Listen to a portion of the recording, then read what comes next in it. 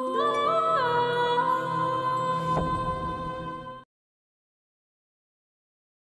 শালা গোলামের বাচ্চা আবার চ্যানেল বাড়িতে আইছে। যেভাবেই হোক ওই শালার আগে সাইজ করতে হবে।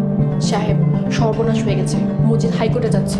প্রিয় দর্শক মণ্ডলী, তাইলে কি এবার জিনাতের মৃত্যুর পর মিলন হতে চলেছে সাহেব এবং সাদিয়ার? অবশেষে সেটাই দেখা যাচ্ছে। কোন দিকে যাচ্ছে সাহেব নামের গোলাম নাটকটি জানতে হলে পুরো ভিডিওটি দেখবেন। অবশেষে জমে উঠেছে সাহেব নামের গোলাম নাটকটি। যারা বহুদিন ধরে এই নাটকটি দেখছেন তারা অবশ্যই জানতে উদগ্রীব হয়ে আছেন আগামী পর্বে কি হতে চলেছে।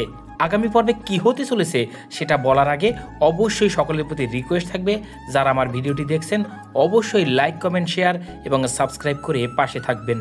আর কে কোথায় থেকে আমার ভিডিওটি দেখছেন এবং নাটকের কার অভিনয় আপনার সব থেকে বেশি ভালো লাগে অবশ্যই জানাবেন। তাহলে চলুন কথা না বলে জানা যাক আগামী পর্বে কি হতে চলেছে। আগামী পর্বে আমরা দেখতে পাবো মজিদ জেল থেকে ছাড়া পেয়ে সাদিয়ার উপর প্রতিশোধ নিতে চাইবে এবং চেয়ারম্যানের সকল সম্পত্তি লুটে নেওয়ার ফায়দা করবে। অন্যদিকে মজিদের বাধা হয়ে দাঁড়াবে সাহেব। অন্যদিকে জিনাতের মৃত্যুর পর ব্যাপকভাবে ভেঙে পড়ে সাহেব। তখন সাদিয়া সাহেবকে তাদের বাড়িতে নিয়ে আসে।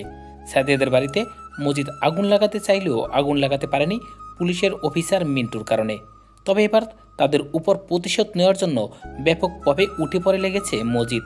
মজিদ সাদিয়াকে হুমকি দিয়েছে সাদিয়ার বিরুদ্ধে সে হাইকোর্টে যাবে। যারা বহুদিন ধরে অধীর আগ্রহে বসে রয়েছেন সাদিয়া এবং সাহেবের মিলনের জন্য, এবার সেই মিলনটাই হতে যাচ্ছে সাদিয়া এবং সাহেবের মধ্যে।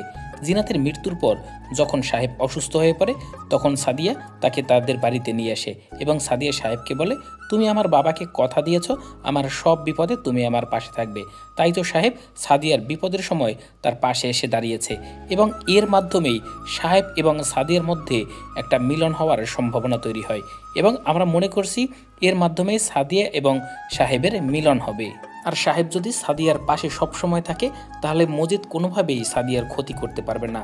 তাই তো সেই বিশ্বাসেই সাহেবকে এবার হয়তো বিয়েও করে ফেলবে সাদিয়া। আর হাজারো দর্শক অধীর আগ্রহে অপেক্ষা করতেছিল সাহেব এবং সাদিয়ার মিলন। আর সাদিয়া সবসময় মনে করে যদি সাহেব তার পাশে থাকে তাহলে কোনোভাবেই মজিদ তার ক্ষতি করতে পারবে না। প্রিয় দর্শক মণ্ডলী, আর কে কে সাহেব সাদিয়ার মিলন দেখতে চান অবশ্যই আমাদেরকে কমেন্টস করে জানাতে পারেন। প্রিয় দর্শক মণ্ডলী, এই নাটকটি এবং আমাদের ভিডিওগুলো আপনাদের কেমন লাগে অবশ্যই কমেন্টস করে জানাবেন। আর সাহেব নামের গোলাম নাটকটি প্রকাশিত হয় ঈগল ইসলামিক ইউটিউব চ্যানেলে। আপনাদের কথা ভেবেই এই নাটকের শুটিংয়ের কাজ খুব দ্রুত গতিতে চলমান রয়েছে। চলমান পর্বের পরের পর্বটি ঠিক 3 দিন পরে বিকেল 3টা 30 মিনিটে পাওয়া যাবে। আর নাটক সম্পর্কিত সব ধরনের আপডেট জানতে